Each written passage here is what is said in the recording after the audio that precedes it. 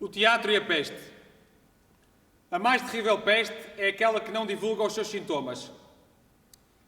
Isto ressalta a fisionomia espiritual de uma doença com leis que não pode ser cientificamente definida e com uma origem geográfica que seria idiota querer determinar, porque a peste do Egito não é do Oriente, que não é de Hipócrates, que não é de Siracusa, que não é de Florença, a negra, à qual a Europa medieval deve os seus 50 milhões de mortos.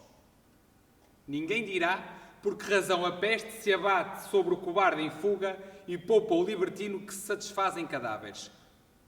Porque hão do afastamento, a castidade, a solidão ser impotentes contra as arremetidas do flagelo e porque há de um certo grupo de debochados que se isola no campo como Bocácio, mais 2 companheiros seus de membro pronto e 7 luxuriosas devotas, poder aguardar em paz os dias quentes que no seu auge vêm a peste retirar-se. E porque há da peste, num castelo próximo transformado em cidadela guerreira e com um cordão de homens armados que proíbem as entradas, transformar a guarnição inteira e os ocupantes em cadáveres, poupando os homens armados, os únicos expostos ao contágio.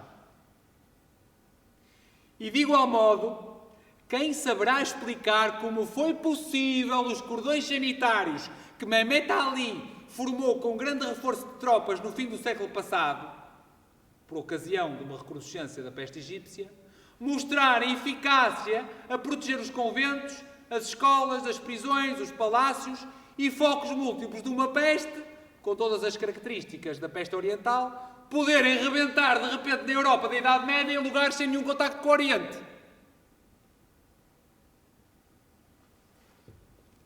Com estes insólitos, estes mistérios, estas contradições e estes episódios, é preciso compor a fisionomia espiritual de uma doença que mina o organismo e a vida até ao rasgão e até ao espasmo, como uma dor que, ao crescer e ao infiltrar-se, multiplica as suas avenidas e riquezas em todos os círculos da sensibilidade.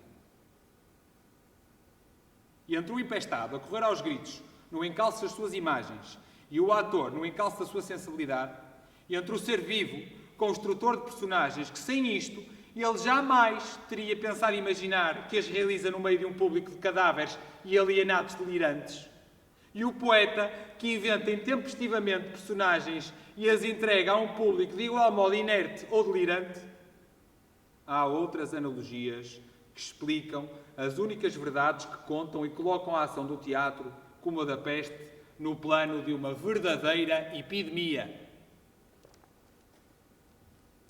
Em A Cidade de Deus, Santo Agostinho acusa esta semelhança de atuação entre a peste que mata sem destruir órgãos e o teatro que, sem matar, provoca no espírito não só de um indivíduo, mas de um povo, as mais misteriosas alterações. Se quisermos realmente admitir esta imagem espiritual da peste, teremos de considerar os humores perturbados do pestoso, que como a face solidificada e material de uma desordem que noutros planos equivale aos conflitos, às lutas, aos cataclismas e às derrocadas que os acontecimentos nos trazem.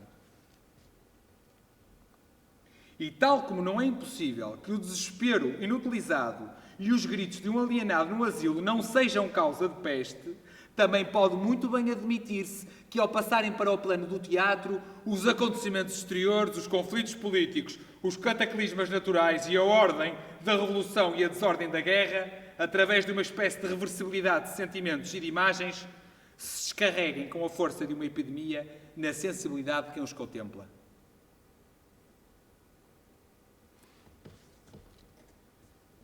Antes de mais, importa admitir que o jogo teatral como a peste seja um delírio e seja comunicativo. O espírito acredita no que vê e faz aquilo em que acredita. É o segredo da fascinação. Porque se o teatro é como a peste, não é apenas por atuar sobre importantes coletividades e as perturbar num sentido idêntico. Há qualquer coisa no teatro, como na peste, de simultaneamente vitorioso e vingador. E este incêndio espontâneo que a peste ateia onde passa não é mais do que uma liquidação intensa, imensa. Um desastre social tão completo, uma tamanha desordem orgânica.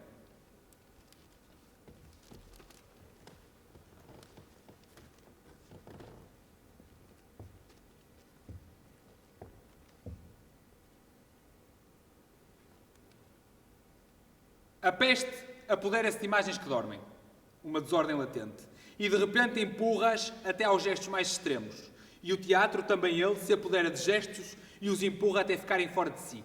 Tal como a peste, refaz a cadeia entre o que é e o que não é, entre a virtualidade do possível e o que existe na natureza materializada. Recupera a noção das figuras e dos símbolos tipos, que atuam como golpes de silêncio, suspensões, calafrios, chamadas de humor e impulsos inflamatórios de imagens nas nossas cabeças bruscamente acordadas. Todos os conflitos que dormem em nós restituem-nos com as suas forças e a estas forças põem nomes que saudamos como símbolos.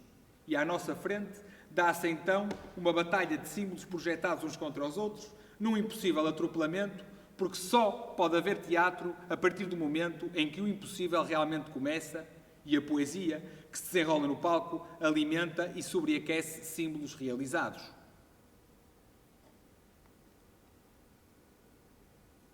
Uma verdadeira peça de teatro transtorna o repouso dos sentidos, liberta o inconsciente comprimido, leva a uma espécie de revolta virtual e impõe às coletividades reunidas uma atitude heroica e difícil.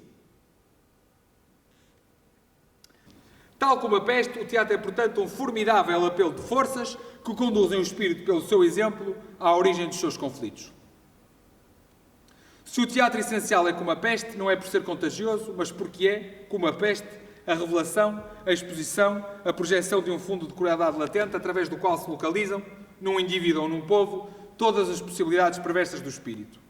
Há no teatro, como na peste, uma espécie de estranho sol, uma luz de intensidade anormal, onde parece que o difícil e até mesmo o impossível se tornam de repente nosso elemento normal.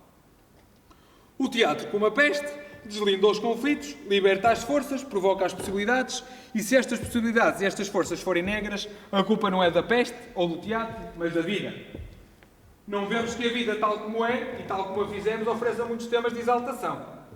Parece que através da peste e coletivamente, um gigantesco abscesso, tão moral como social, se esvazia, e tal como a peste, o teatro é feito para esvaziar abscessos coletivamente.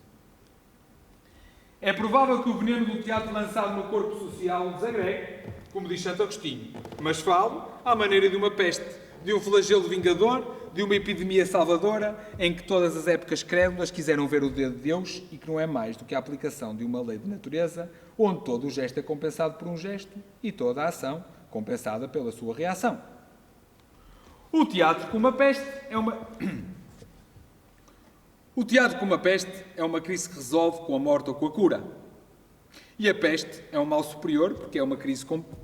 E a peste é um mal superior.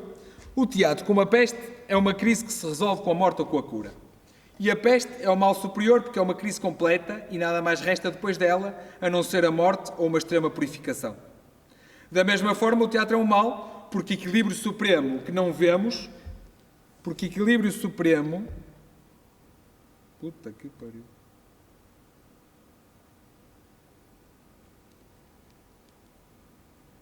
Da mesma forma, o teatro é um mal, porque equilíbrio supremo que vemos... Porque equilíbrio supremo que não se atinge sem destruição. Convida o espírito a um delírio que exalta as suas energias. Convida o espírito a um delírio que exalta as suas energias. E vemos, para terminar, que do ponto de vista humano, a ação do teatro, como a da peste, é benéfica porque, levando os homens a verem-se como são, faz cair a máscara, descobre a mentira, a frouxidão, a baixeza, a hipocrisia, sacode a inércia asfixiante da matéria, que chega às mais claras certezas dos sentidos, e revelando às coletividades o seu poder sombrio, a sua força oculta, convida-as a assumir uma atitude heroica e superior diante do destino que de outro modo nunca teriam assumido. E a questão que agora se coloca é saber se neste mundo que escorrega, que se suicida sem dar por isso, será encontrado um núcleo de gente capaz de impor esta noção superior do teatro, que nos restituirá a todos o equivalente natural e mágico dos dogmas em que deixamos de acreditar.